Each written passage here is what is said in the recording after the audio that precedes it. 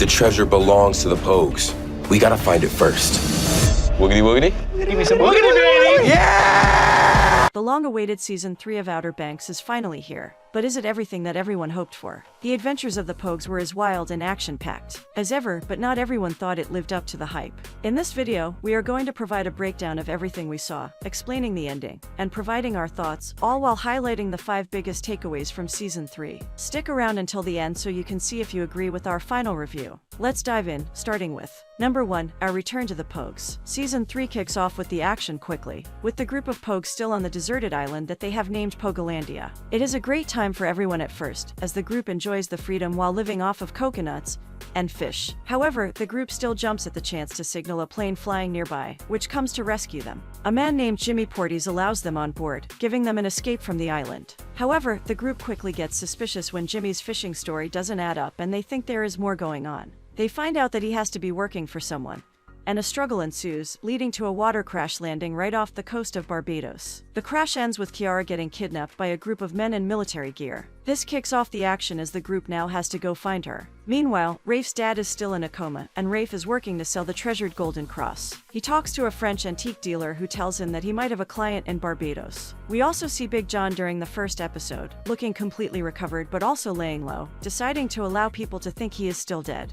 His role will become much more important soon enough. Bringing us to our next takeaway. Number 2, a brand new adversary. After the kidnapping, Kiara and Rafe find themselves in the same place, as Rafe thinks he is closing an art deal and Kiara is trapped in a large house. In the house, we meet a brand new enemy, one that is more dangerous than any of the enemies from the previous seasons. Carlos Singh. With Kiara and Rafe in his house, Singh mentions his desire to complete a grand quest, one that has gone on for hundreds of years. He says that he plans to be the one to reach the end of the rainbow and find a grand golden treasure, called El Dorado. When Kiara asks him what he wants, he says he wants a diary. He is looking for a diary that will give him the information to finding the ultimate treasure. And he knows that either Kiara or Rafe can provide him the information about the diary since they both have had possession of the cross at one point. The only problem is that neither Kiara nor Rafe seem to have it or know where it is. Meanwhile, the group of friends does what they can to try and rescue Kiara, but Singh is a dangerous man with dangerous tactics. So they are up against a huge challenge as they attempt to find out how to get her back. This gets even more complicated when Singh finds out where they are and looks to go on the offensive first. Yet, the group of Pogues is not to be underestimated, as they are able to devise a plan and end up trapping some of Singh's men. However, they quickly learn that Singh is not to be messed with, as he has an army that far outnumbers the Pogues. Still, at one point, Rafe and Kiara are able to escape when Singh's men are distracted, and Rafe takes the two away on his boat. But Kiara steals it to go save her friends. The group comes back together at the marina, but they have to make a desperate escape, leaving John B behind. This is a defining moment of the season, bringing us to our next takeaway. Number 3, John B's reunion. In the escape from Barbados, John B hears the church bells ringing in a familiar pattern, making the same melody that his Big John used to call him home when he was younger. This leads John B to head to the church to investigate, which means the group has to leave him behind when Singh's men catch up to them. As things develop, John B and Big John find themselves reunited in the church, and Big John joins the adventure for the grand treasure, as he finds an important artifact at an antique shop. However, Singh is still a threat, as he was in pursuit of the very same artifact. This will be a big theme throughout the season. The rest of the Pogues are able to continue on with Rafe's boat, making their way back home. Throughout a large part of the season, Big John and John B are in it together, working to find the diary together and the subsequent treasure. The two find a copy of Denmark's diary, but it has been ruined by the rain, leading them to search for the original document. However, they have to deal with smugglers and other obstacles trying to stop them. Meanwhile, Rafe returns to his father, Ward, who wakes up from his coma. When he does, he tells Rafe that he needs to start selling the businesses back at Kildare Island. The rest of the group heads home to Kildare Island as well. While there, Sarah overhears that Rafe is looking to take the cross and sell it, against their father's wishes. Rafe and Ward's dispute becomes an important part of the season, as Rafe makes his own decisions about how to handle the golden cross, even melting it down to get the gold. This tension has a major impact on Ward's relationship with Sarah and the treasure hunt as a whole. This brings us to the next takeaway. Number 4, the Pursuit of El Dorado. A key part of Season 3 was the search for the treasure of El Dorado, and the diary that holds the secrets to finding it. Sarah asks for the help of her ex-boyfriend Topper in order to get the cross. Although it starts out as a need for help, things get more serious, and the two even hook up. This causes tension between Sarah and John B, but even more tension between the friend group starts to develop when John B is pushed to keep information about the treasure hunt a secret from the rest of the group. Big John continues to put together the pieces to find the treasure, seeking out the help of Professor Soul to translate some petroglyphs so they can find the next step in the hunt. Big John ends up taken hostage by Sing, but John B is able to escape. Without his father, John B confesses to JJ all that they have discovered and look to continue to make progress in the treasure hunt. However, John B's adventure gets complicated when he punches Topper at a party. Topper doesn't take this lightly as he looks to get John B arrested, and even has his house burnt down. Meanwhile, the group finds an unlikely ally in their search, Sarah's dad Ward. The group is then able to escape trouble and head to South America to save Big John with the help of Ward's private jet. By the end, the Pogues make their way all the way to Venezuela for a final build-up.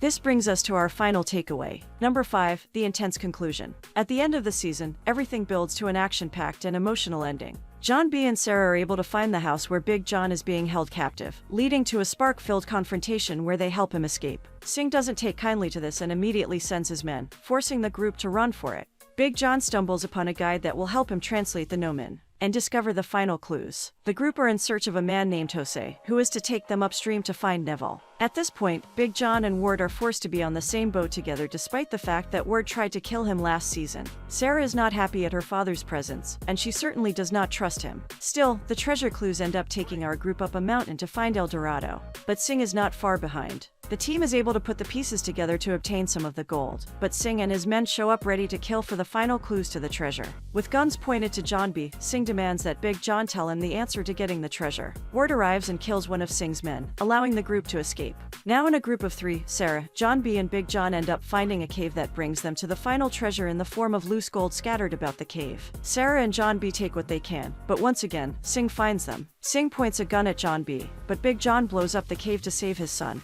The 3 of them run out of the cave and Sing is trapped inside.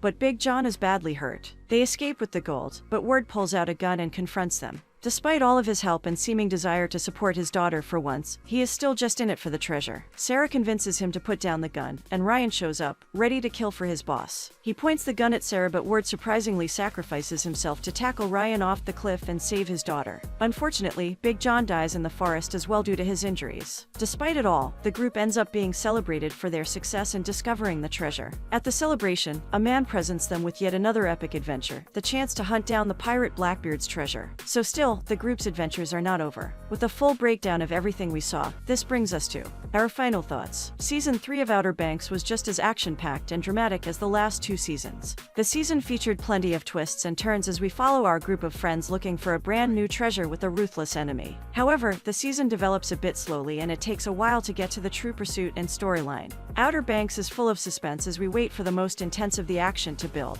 But the show doesn't always satisfy on the story building that it brings us. The story takes a while to get to the action and doesn't appear to have the clearest direction, which leaves us hoping for more throughout most of the season. As a result, the new season didn't win over too many of the critics, who felt that the storyline could have been stronger since most of the season feels like the friend group is just wandering aimlessly. Still, there is plenty of fun to be had throughout the season, with tons of twists that keep us on our toes and have us questioning what will happen next. If you have been a fan of the first 2 seasons of the show, there is a good chance that you will enjoy the 3rd season. We do know that there will be a season 4 of the show, since it has already been confirmed by cast members at a fan event. So we can expect the hit show to come back. And with the new adventure already laid out for us, we know that the search for Blackbeard's treasure should be an interesting one. All we have left to wonder is what new enemies and adventures our beloved group of Pogues will come across on their way to find it. So there we have it, a full recap and breakdown of Season 3 of Outer Banks. Let us know your thoughts. What did you think of Season 3? Are you looking forward to a Season 4? Let us know your thoughts in the comments. Make sure you subscribe so that you don't miss any more of our future analysis of Outer Banks and more of the hottest shows and movies right now.